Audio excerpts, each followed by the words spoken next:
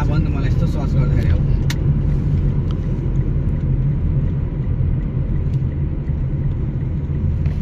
यो सबै बनाउँदै गरेको घर होला सबै नयाँ सबै नयाँ हो अङ्कल भर्खर नयाँ प्लटिङ गरेर अनि अब यो मान्छेले उयो हामीले बनाउन खोजे जस्तै गरेर बनाइरहेको यो चाहिँ सबै चौल त राम्रो रहेछ हा चौल राम्रो रहेछ तर अलिक शान्त शान्त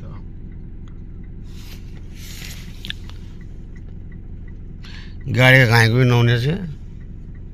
यो सबै अब रेजिडेन्सियल एरिया भयो अनि ट्रेन स्टेसन छैन होला छेउमा ट्रेन स्टेसन यहाँको मान्छेहरू पनि वहीँ जानुपर्छ कि ट्रेन स्टेसन उज्जवल हिजो गएको ठाउँ। टाढै पऱ्यो यहाँबाट अब अफिस टाइममा अलिअलि जाम भइहाल्छ होइन यहाँबाट ट्रेन स्टेसन पुग्नलाई 15 मिनट लाग्छ कि त्यो टाइममा 15-17 मिनटमा उहाँबाट त्यो 110 को हाइवे पर्छ होइन त्यहाँबाट पनि म आइपुग्छु कि क्रेगीवन स्टेसन आउने भने त्यही त भयो